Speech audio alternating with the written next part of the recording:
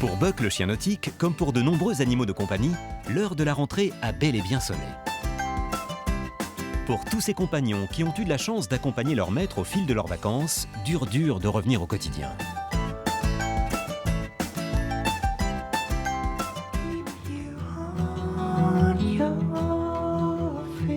Le retour à la maison n'est pas toujours un moment facile. Un petit coup de blues peut toucher tout le monde, y compris nos amis. Mais pas de panique, le docteur Frédéric Lefay nous apporte quelques conseils pour une transition tout en douceur. Gardez quelques sorties par jour, faites travailler un peu vos enfants puisqu'ils ne sont pas encore à l'école. Hein.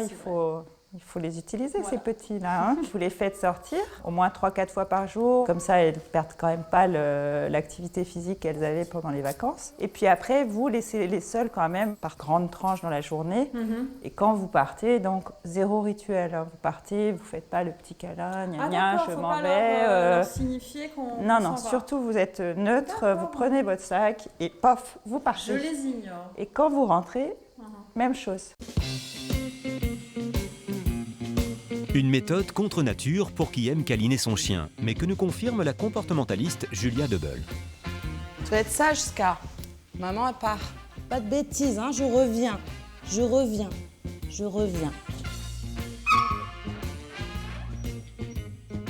Le chien est un animal social qui vit en meute. Il n'est pas naturel pour lui d'être tout seul toute la journée. C'est à vous de lui apprendre ce principe d'humain. Le problème, c'est que mal vivre l'absence du maître peut surtout causer des dégâts, des aboiements, des destructions, de la malpropreté dans la maison. Tout ceci sont des manifestations de stress et montrent que le chien a des vraies crises d'anxiété. Pour éviter ces désagréments, il va falloir le préparer à se détacher de votre présence et à retrouver son autonomie. Quand vous êtes là, ne soyez pas tout le temps à disposition de votre chien. Quand il demande des câlins en vous léchant, grattant, on enlève simplement ses mains, on tourne les jambes et on se détourne. On ne repousse pas le chien, on lui montre juste que nous ne sommes pas à sa disposition sur le moment. Alors, ça va, Loulou?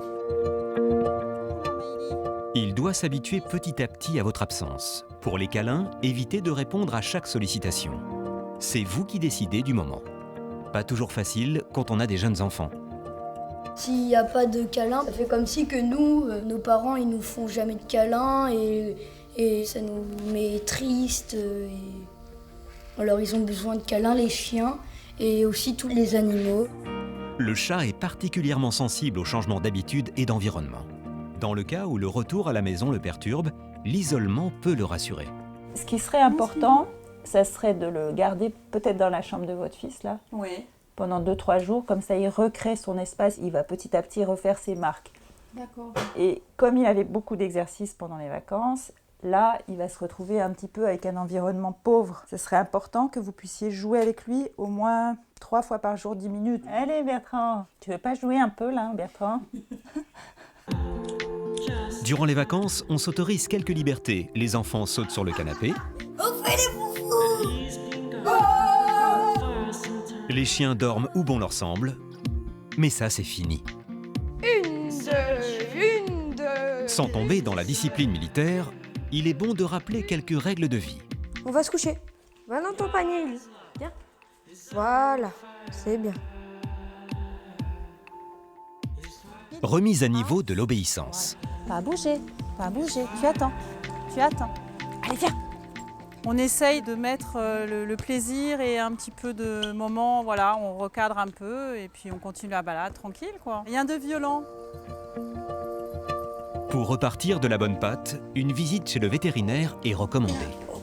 Voilà, c'est bien. Très bien. On vérifie les 2 oreilles, tout va bien. On vérifie qu'il n'y ait pas de conjonctivite qui peut être liée au vent, au sable, la dentition, que le chien ne se soit pas cassé dedans en mangeant des bâtons, des cailloux. Après, on sculpte, on fait un examen clinique classique et après, donc, on regarde sous le ventre. Voilà, pour vérifier la présence de parasites, de puces, de tiques. Et puis, c'est un bon moyen peut-être de voir si tous les vaccins sont à jour. Pour Lily, RS, elle est déclarée apte pour la rentrée. Côté moral, les balades en famille ont amorti le choc du retour. Ça fait du bien à tout le monde, ça fait du bien au moral. On voit les copains, les copines, les chiens rencontrent leurs copains, les enfants rencontrent les leurs et voilà, tout le monde est content. Donc, pas de place pour la déprime.